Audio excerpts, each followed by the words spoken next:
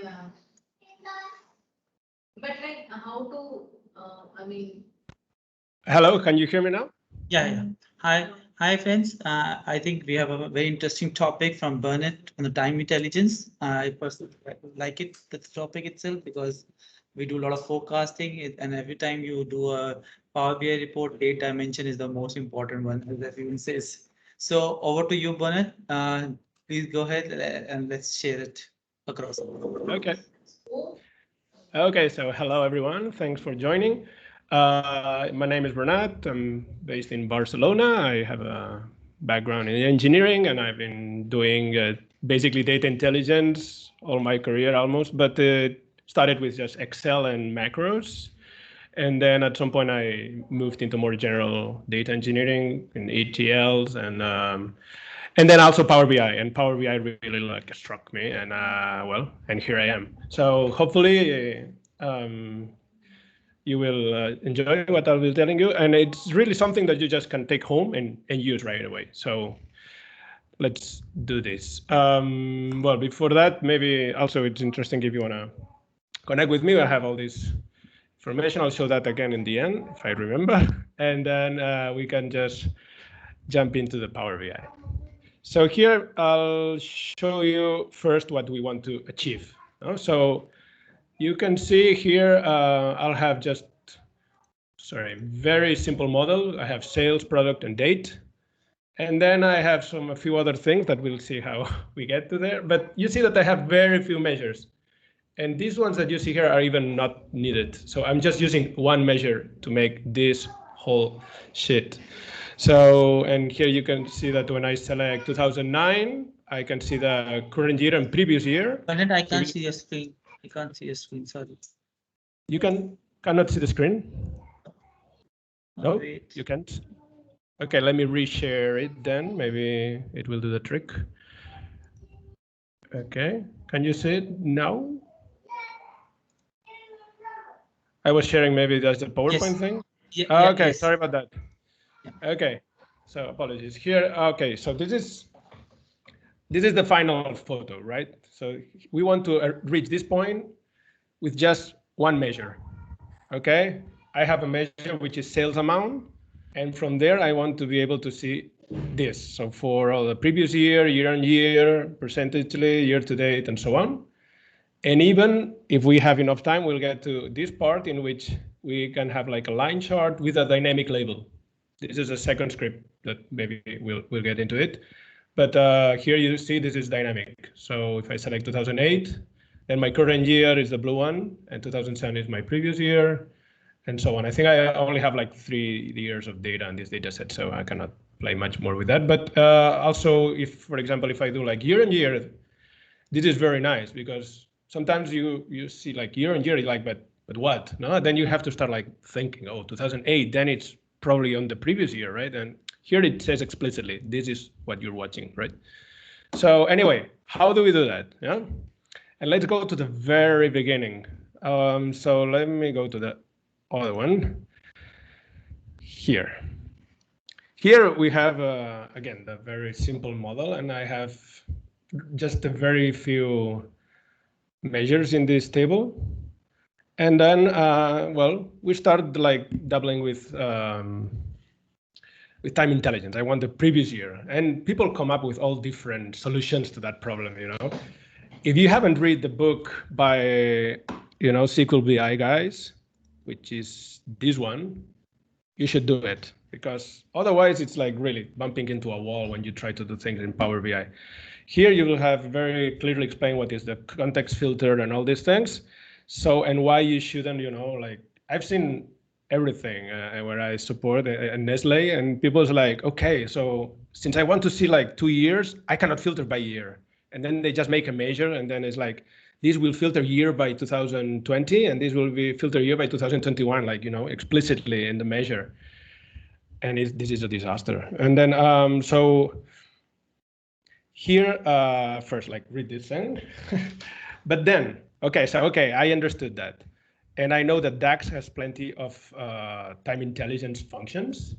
So probably what you'll do for maybe the previous year, which is the most popular one. Say, oh yeah, Bernat, I know this one. Like just same period last year, first date, and I have the previous year, which is fantastic. Okay, but let's see what happens. If you only do that, and you bring that into the table, you have the first problem, which is not here. This is okay, 2007, we don't have previous year, we don't have value, that's okay. But look at what happens here. Oh, look at this. I have previous year value for the future, which I don't have yet data for that. And that will show badly in many places, and then you'll have to do some workarounds to hide it, and well, and stuff like that. So what is to be done? You see, this is a problem that everybody has probably faced if they don't have any better reference to how to do things.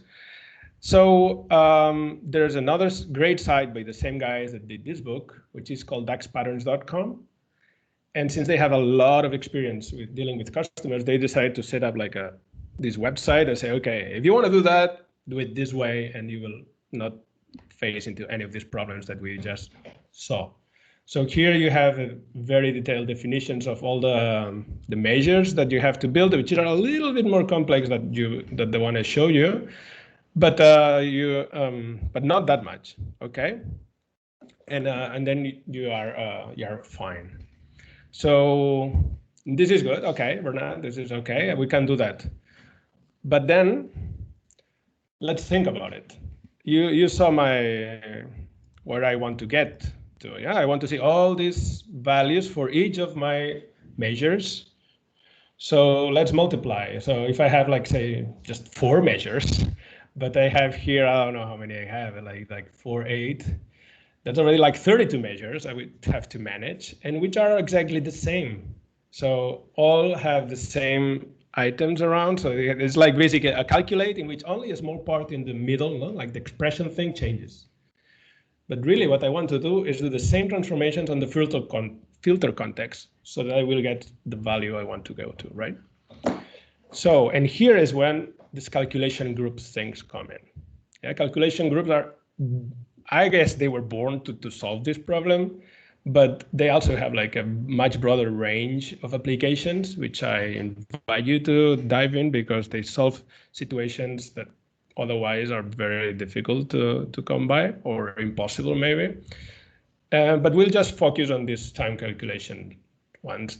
Well, and maybe some other thing, and also on the data label thing, this is also a calculation group application, but we'll get to that later if we have time. So what is to be done? A calculation group, yeah, and not just any calculation group, a calculation group that follows the guide of daxpatterns.com. So I was familiar with calculation groups because I read that book, and I knew that this thing existed in analysis services even before it was possible to do that in Power BI desktop. So when I knew this website and calculation groups, is like, how come nobody has come with a calculation group that follows these rules? And well, since it wasn't there, I just decided to do it. And not just do it once, I wanted to do it in many places. So what I did was to come up with a time intelligence calculation group creation script. Yeah. I thought it was very cool. I wasn't I wasn't brave enough to try that until I saw a script from another guy I follow on Twitter. I don't know if he's here. It's Johnny Winter. He's really good. And then he made a calculation group to replace measures, which is also very cool. And then based on that and some Googling and stuff, I came up with this script, which has all these parts to customize it for your model. Because of course, calculation group will have to look into your date table, and we'll have to look into your main fact table to see if there's data already there or not. And therefore, you need to adapt it to your model. Yeah, so let's try to do that. Here, let me make sure that I'm connected to the start one. Okay, here there's a warning in which I have enabled like unsupported actions. And there is a, by default, Microsoft doesn't allow you to do all the possible changes that you can do to a tabular model on Power BI Desktop. But for what we have to do, I think it's quite safe. I've used it many times, no problem. But then again, no guarantee either. So save your work, do this thing. If it's fine, then it's fine. It's not like a year later you'll have problems or anything like that. So either you break it or you don't break it. And 99% of the time you don't break it. I think I only broke once and doing something very, very different than this. This is, you could run this without this check, only for one thing. That I'll create a very small calculated table for something that I will tell you right away. Here we'll create, this is a name of a calculation group. It has a column, which also needs a name. And here I'll say, okay, what is my fact table? So in this case, it's sales. And what's the date that's more relevant for that fact table? No? So that to check if there's data or not. And so order date is in our case.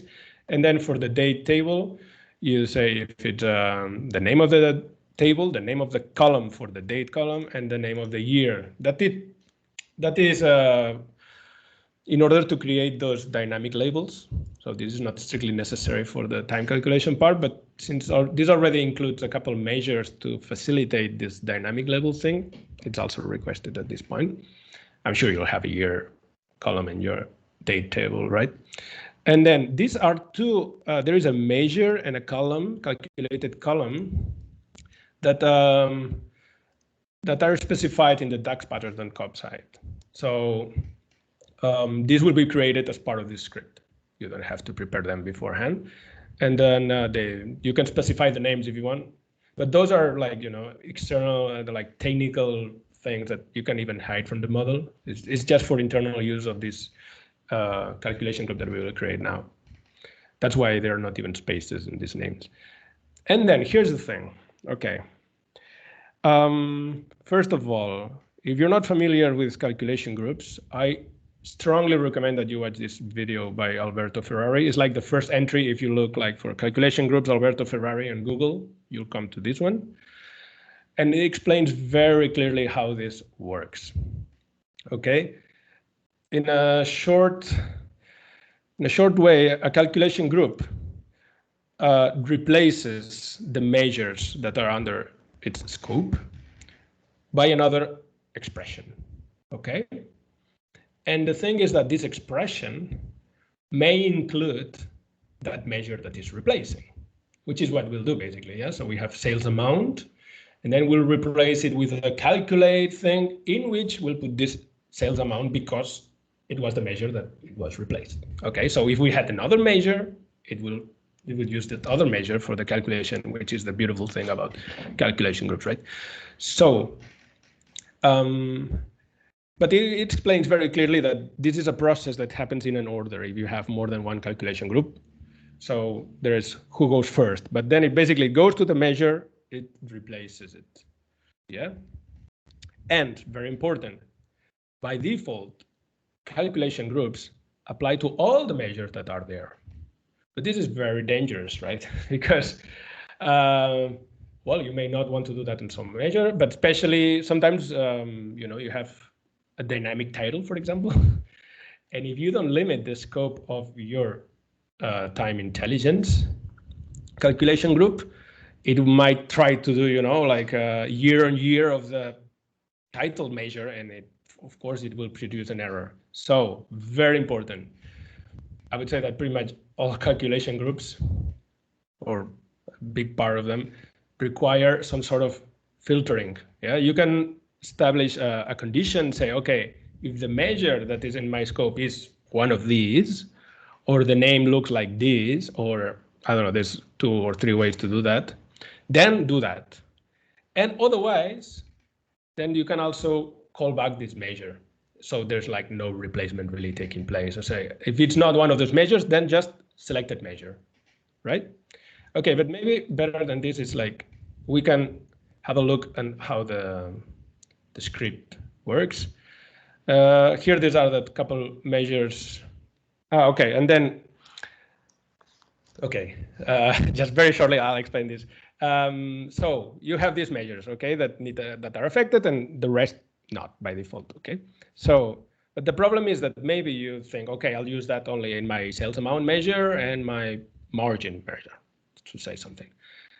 But then you create your calculation group, and then later say, oh my God, but I want this other measure, the total cost measure, I want also to be affected by this calculation group.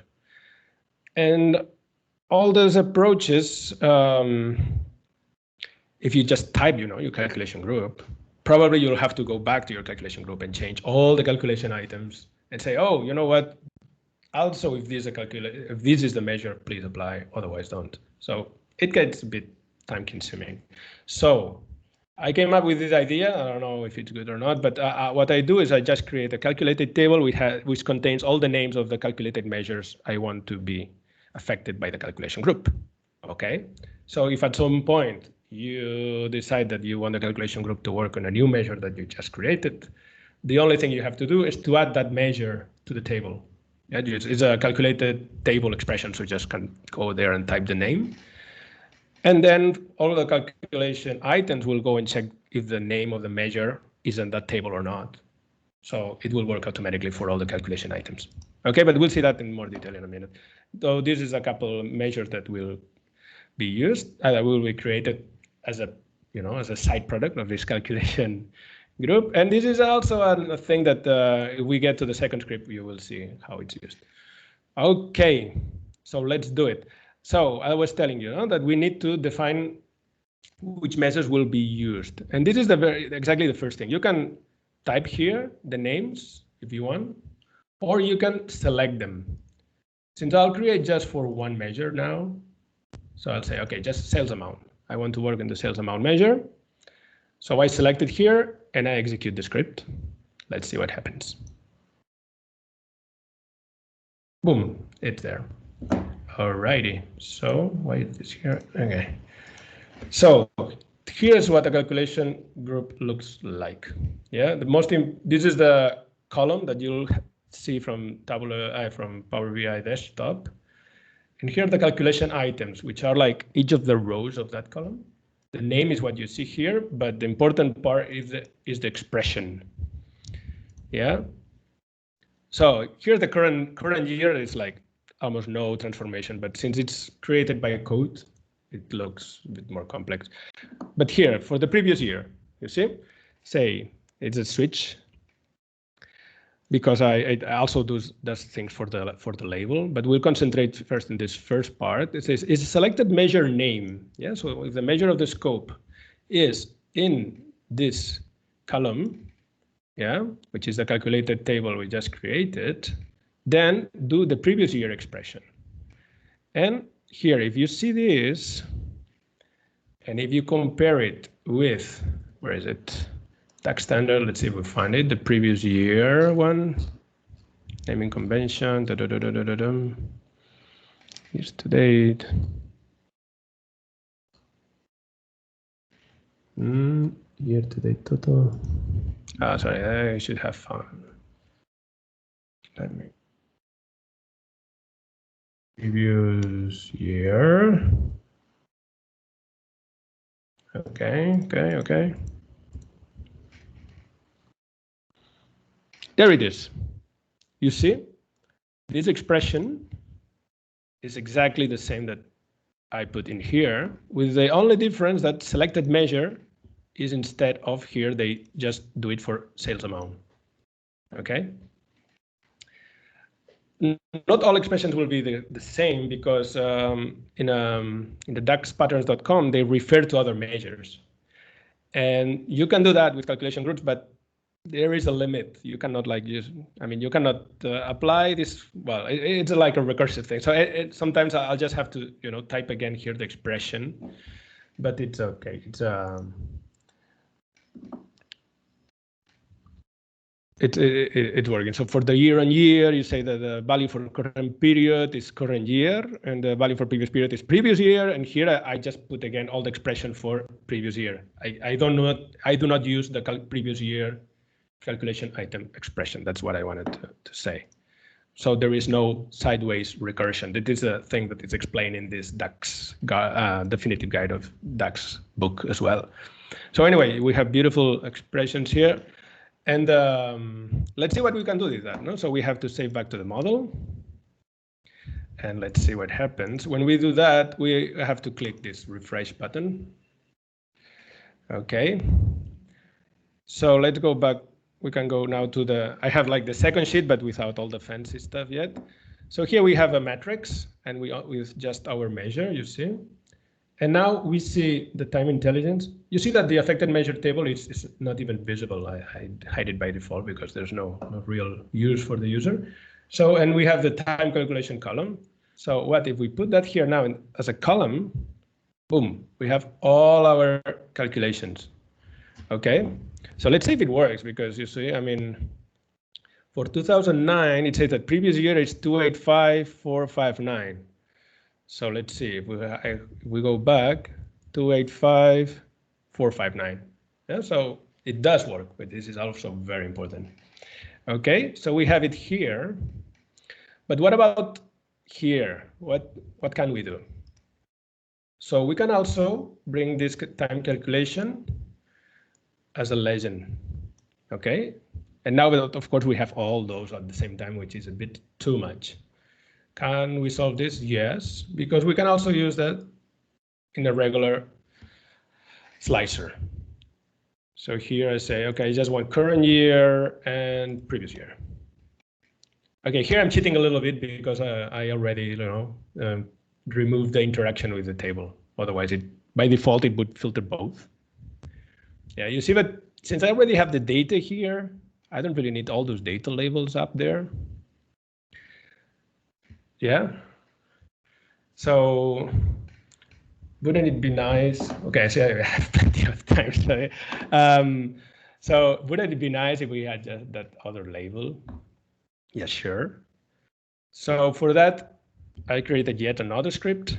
We'll just dive in, and then maybe we can go back and analyze why things work that way, which is dynamic labels for intelligence calculation group. Yeah, I'll put the link back again at the end on the GitHub. Those both are freely available. You can just enjoy them. Here, of course, you have to be consistent with the namings you use on the first script. So about the, the affected measures and the name of the calculation group on the date as well. And we'll just execute this one.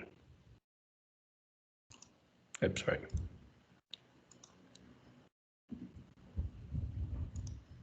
Did it work? Wait, where is it? No, I don't think I clicked correctly. Come on. Runtime. Oh, wait. Sorry about that. Oh, come on. Maybe. Oh, it was already there. Okay, that's it. Okay, sorry about that. Oh well. So let's see if it's really there. Oh no, we go on the first one. Now refresh. We should get there it is. The labels. Labels. This is also a calculation group, and we'll use that here. And boom, there we have already our. Okay, but how is this even possible, Bernard? I mean, you were telling us about this calculate thing, but this has nothing to do with the actual labels. Okay, let's have a look also on how this calculation group is built. If we check this as only one calculation item, and you see the expression is just selected measure. So for the values part, it makes absolutely no change. But calculation groups have another thing. It's a format string expression. So you know that, numbers, you can put like a format string there. But with calculation groups, you can make this dynamic to whatever thing is on your mind, okay? So you can make all these sort of calculations and then change it.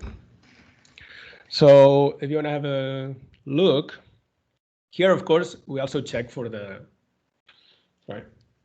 for the measure that we're looking, because if it's a measure, it's not in the affected table. I don't want to mess with the format string of that measure either, right?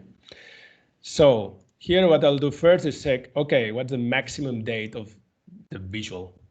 Yeah, not the point where I'm looking, but the whole visual. So that's why I put this all selected here. And here I say, okay, but for this point, what's the maximum date? And then I check. If this is the same, I'm on the last point.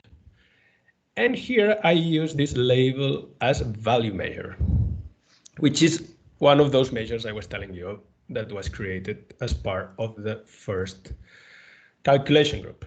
So here inside the calculation group, this is like a table, so you can add measures there if you want. And then this is the case.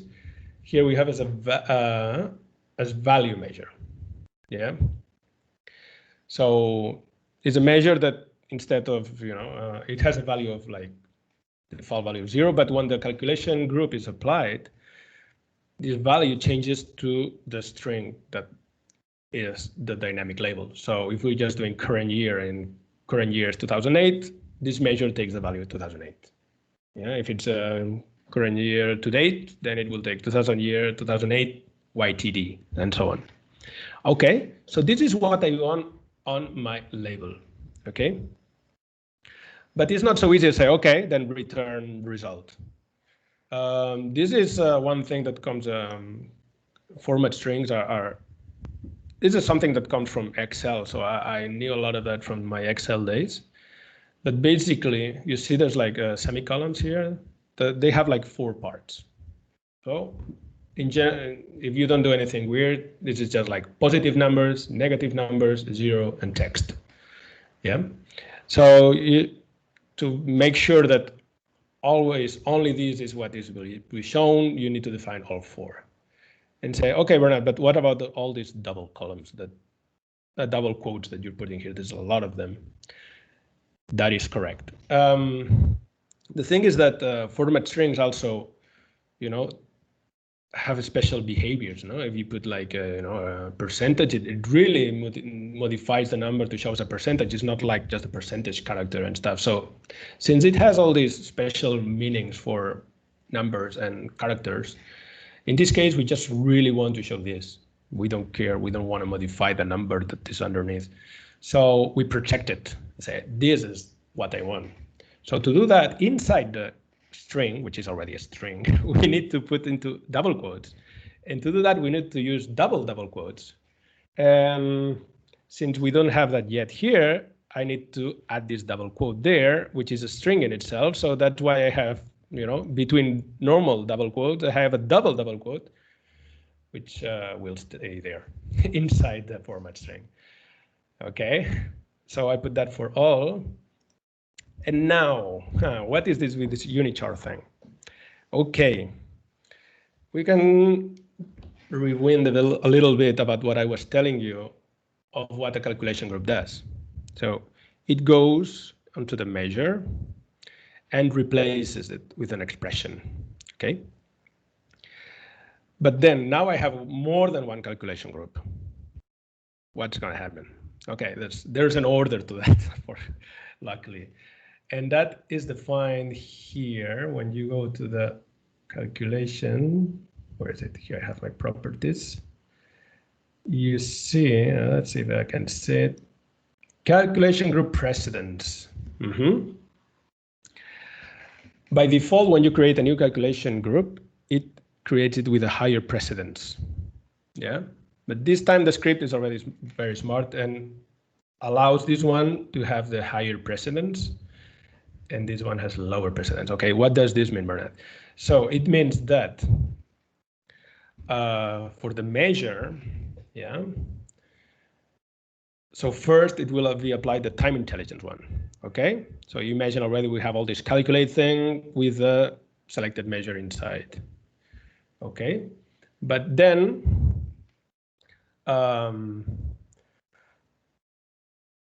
yeah, but and you see that we also have this. Okay, we have this, and then we have also the other one. The other one will come later. Yeah, but as we see here, we need that this label as value measure to be affected by the time intelligence calculation group, because we want this to reflect what the time intelligence group is applying. So first will come this one and then this one. But one thing is the order in which calculation groups are applied. And another different thing is in the evaluation part. Yeah, so, but it's important, once you see what is the expression that will be created, then you can understand what will come out of it. Because, you know, when we use calculate statements, we modify the external filter context. So you can figure out what's going to be. It's very hard. This is the hardest part of how that interaction, how calculation groups interact. So always do it slowly, one thing at a time. Check it works the way you intend. Don't create 5 calculation groups and expect it to work at first. Okay, very difficult.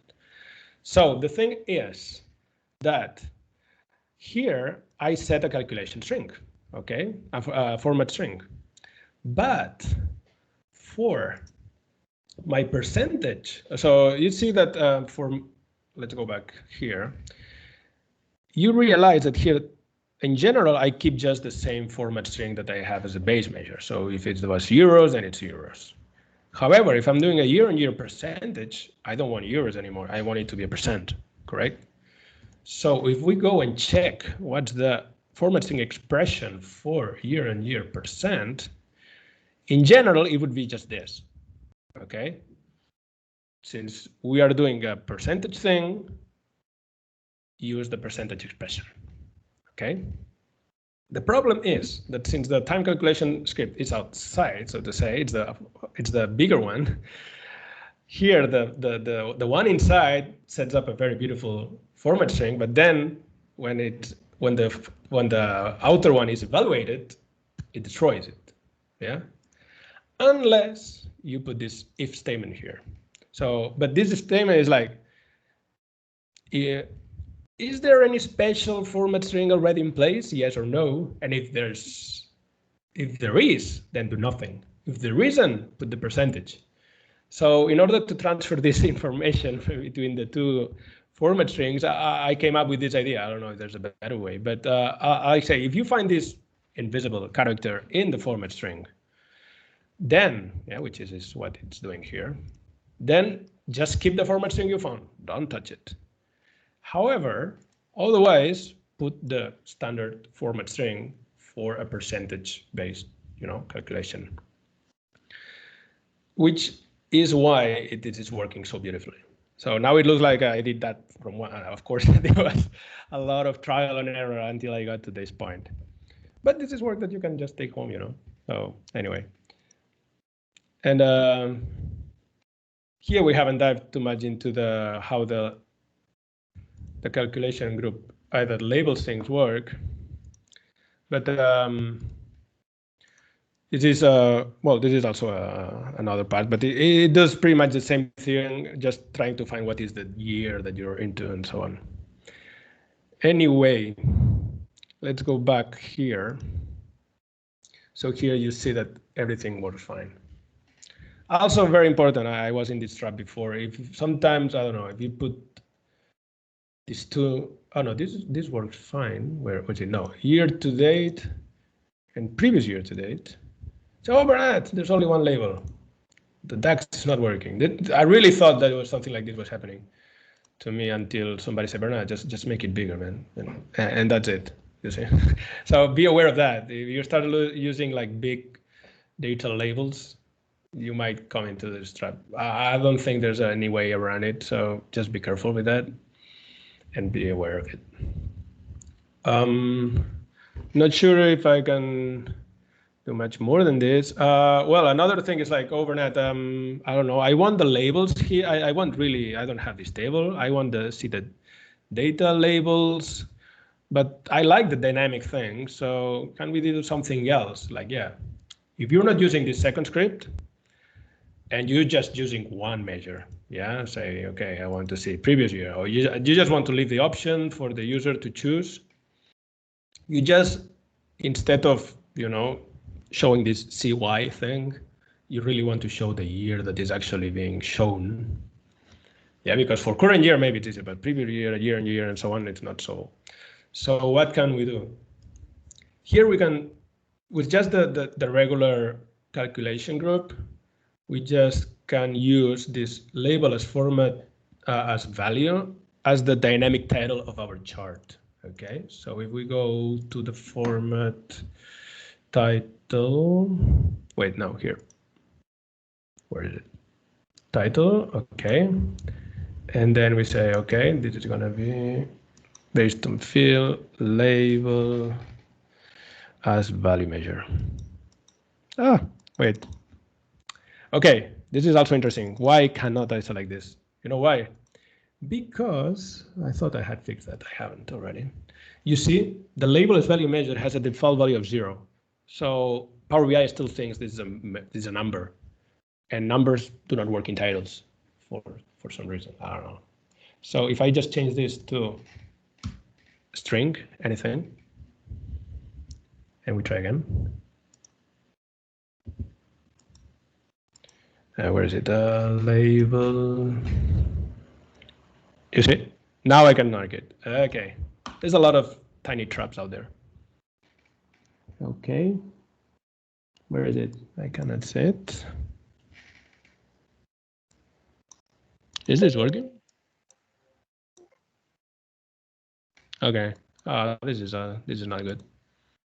Whatever. Why?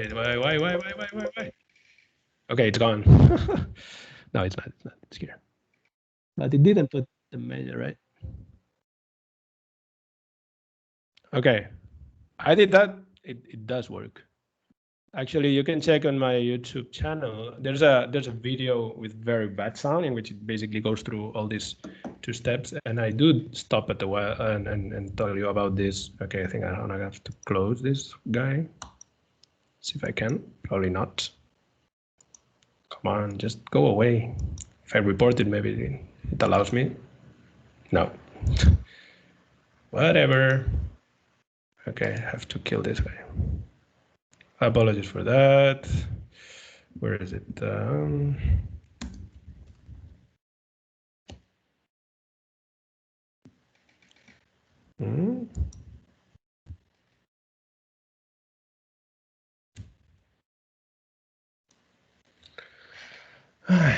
Whatever.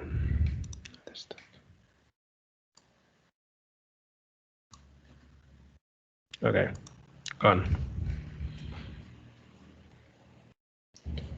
I mean, it's just like a regular measure, so there's no big problem. We'll just go to the end one to be safe. And see if we can work with that. Okay. Time intelligence. So if I'm not using this one, and my time intelligence as value is a string,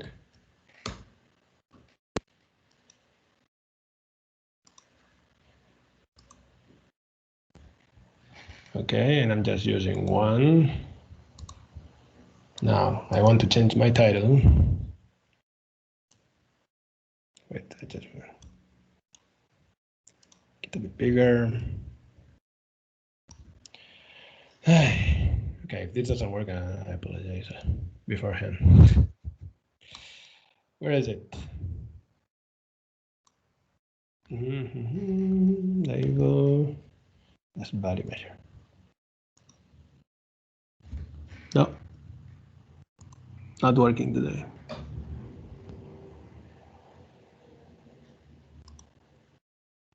Okay, well, if it doesn't work, whatever. Okay, we'll have to stop at this point, but I've used that before. I mean, label as a value measure, and just, I cannot create that now. No. Okay, the whole thing went out. But anyway, maybe it's time to get into the questions, or I don't know if you have anything you want to go in more detail about my explanation. Maybe it was fast, maybe it was a bit rough. You can also questions about, I don't know, the scripting itself. I haven't talked about it, but Tabular Editor 3 has a great macro recorder.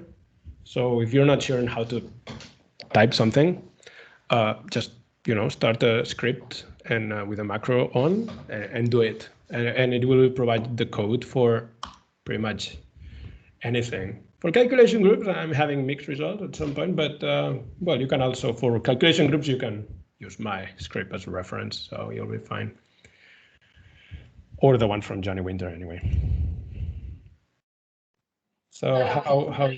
Mhm. Hey, Bernard, thanks Yes. for the great session. I think anyway, if before anyone asks, I ask my questions. So that's something I was looking a lot for calculation groups. I don't use it, but what I was asking, does it work like hierarchies that you have to have everything together every time around? You can't choose and pick and choose.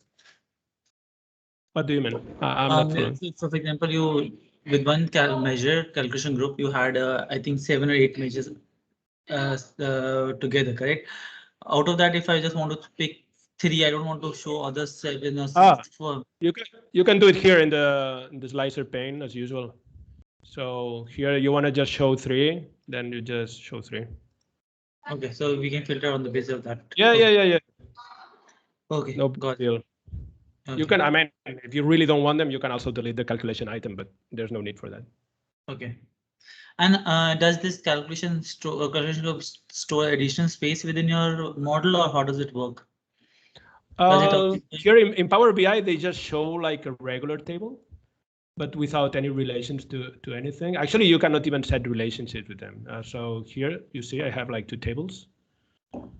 And but the cool thing is that you can really use them as tables. I mean, so if you inside a calculation item, you check for the selected value of the column, it works. So I created like some other calculation groups in which the code is exactly the same for all calculation items. But since I'm using the selected value of the calculation group column, I can make it do different things. So I just posted yesterday or 2 days ago on Twitter that if you have like a color measure, with the XML code, I have a calculation group which will change the light level of that color. So it breaks down into red, green, and blue, and then calculates the new values, and then calculates back to the hexadecimal, and boom, and it works. Yeah. So this is also available in my GitHub. Okay. Also for transparency, you can do that for transparency as well. Okay, Bernard, can you share your YouTube channel links and all this stuff, because I think people are asking about. Sure. Okay, and there's a question. Is it possible if you can put it in the chat, people can follow it easily? Can you put it in the chat? Can you put it in the chat? Yes. Let's. I don't know. Maybe I can copy the whole thing. Yeah. Okay. Yeah, there's a question from Fomi. He's asking that he had an issue replacing the label data formatting in a 100% stack column chart. Any idea how to solve that? Let me. Okay, this. Oh, sorry about that. This is huge. It's fine. It's fine. You just copy it somewhere else. Well, stack chart again. Where is it? I have an issue replacing the level data formatting in 100% stack level chart. I guess the issue might be on the axis.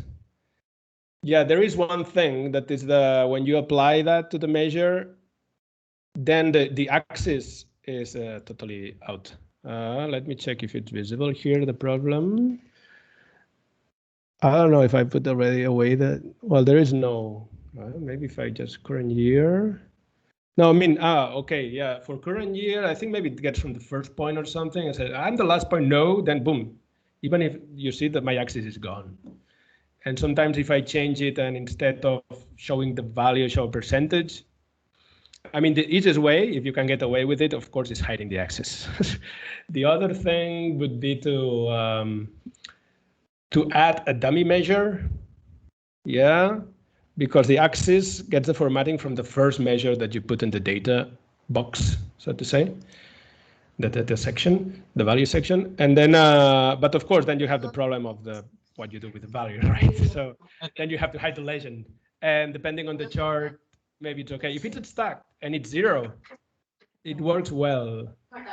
But the problem is if it's not the stuck one, if it's a cluster one, then it leaves an empty space that you don't want to. Okay. Yes. I have unmuted for me. I have allowed you to put it on the mic. You can speak. You can talk to Bernard. For me, go ahead. Go ahead. I think for me wanted to ask something else also on that.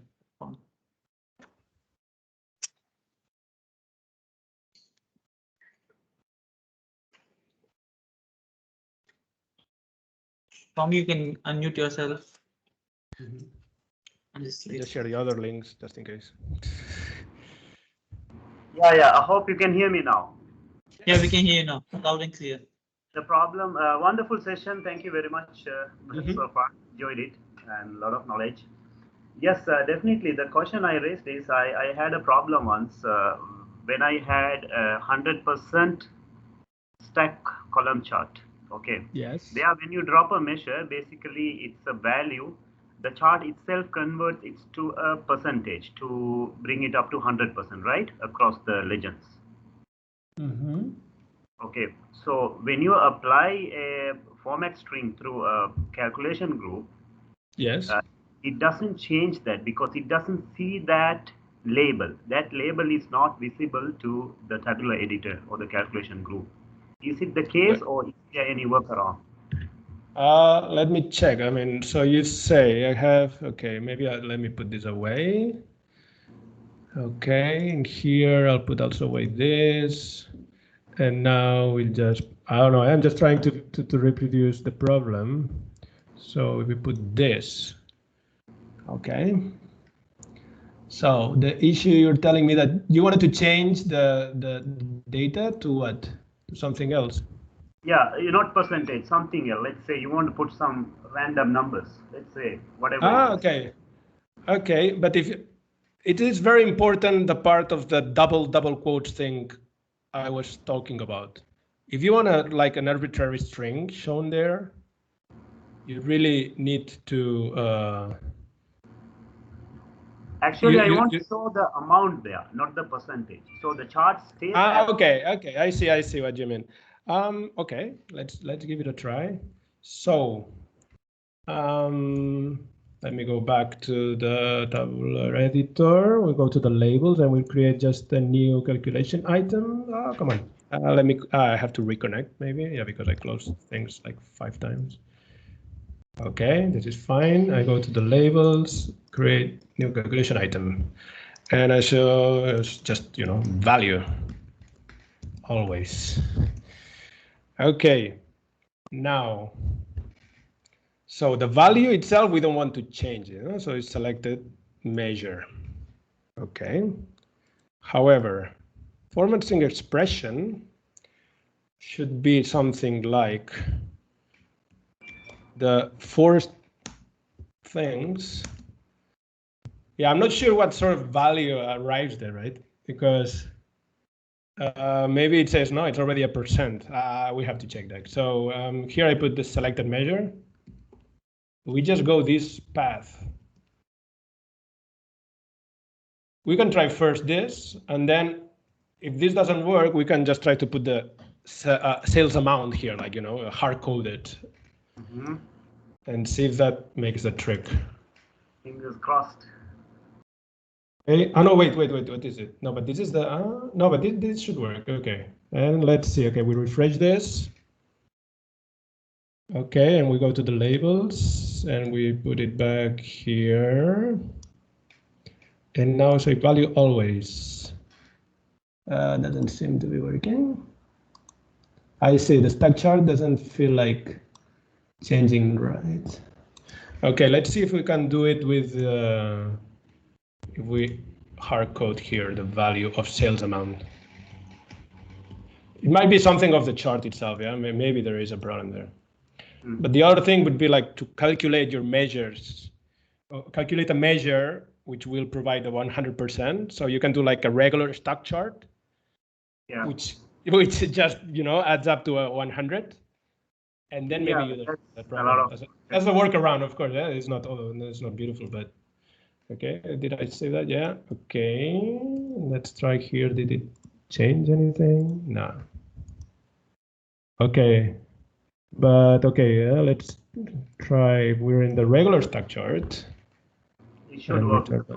Yeah, it should do it, right? But here, then, of course, you don't have the problem. But here you see that the axis, as I was telling you, the axis is totally messed up. Data color, but the data level is telling me that they are too big or something, right? Your precedence Maybe is I okay. have to, yeah, smaller data, like 8. Okay, here there is the, yeah, but that is cheating, right? Because you want the axis and the frame. I'm not sure really. Maybe it might be a thing for, yeah, I would try to go with the stock chart, but then instead of showing the sales amount, I would try to make a new measure with the sales amount percentage, right? So create a new measure and say the sales amount percent, which is just divide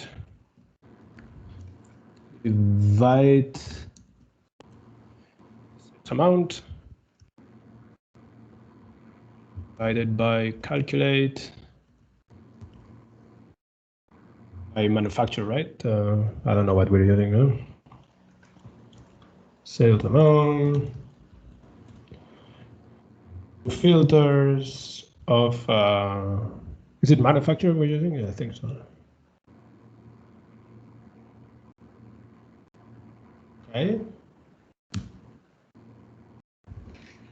So if we're using this one, we remove this one, sales amount, which is one is sales amount person. Okay. Okay, this is going to 100. Okay, we should provide here the percent thing. But I think the axis will be gone anyway, yeah? But anyway.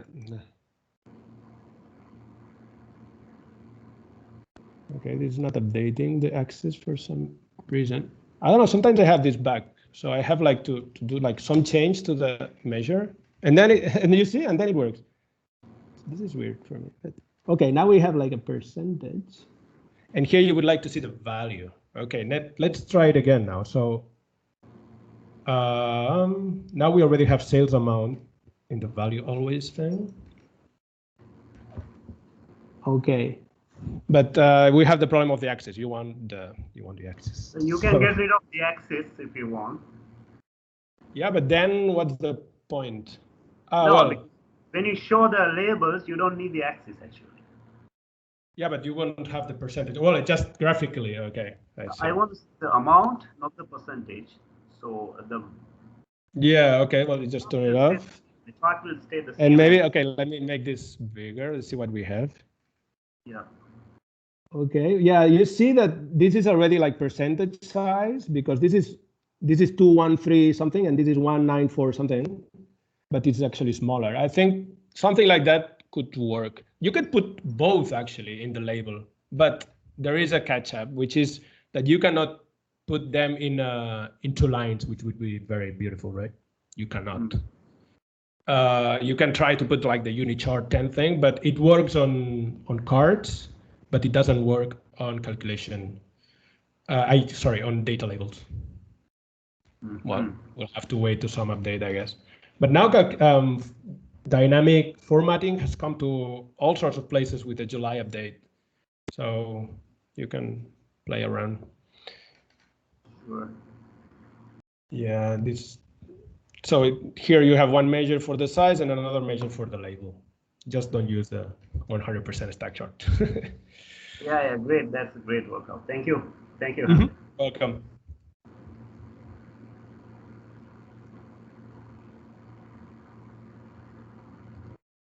Is there anything else I can help? I don't know, here. DAX patterns, please, very important. Check it out. They have it also like a book, but it's the same thing as the website. So. And this video also very important. I posted already. Oh, okay, good, thank you. Oh, and maybe if somebody just wants the GitHub You'll find it here. I have several projects going on. I just randomly commit new things that come out. Oh, it would be cool to do that. Sometimes I have the idea, then I need the use case, Of course, for, I don't know, for transparency, I have already also many things, but really when you think about it, I mean, where would you use like dynamic transparency? I don't know. Sounds cool though. Absolutely true. Sometimes you feel something is there, but you don't find a use case. You don't find a use case. Yeah. Well, it's fun to think. For me, you want to ask again something?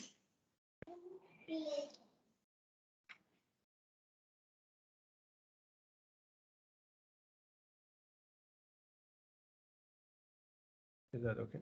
There is a question here? No, it's already. Okay. I think yeah. I think thanks for a great session, Bernard. I think all loved it. All learned a lot. Okay. So I think people are gonna send you a lot of LinkedIn requests now to connect, and I think you should start answering things. Yeah. They would start asking it. So guys, I think Bernard has already shared all the links across. You guys can go ahead. I'm gonna stop the recording now. Okay. Thank you. Thanks Bernard for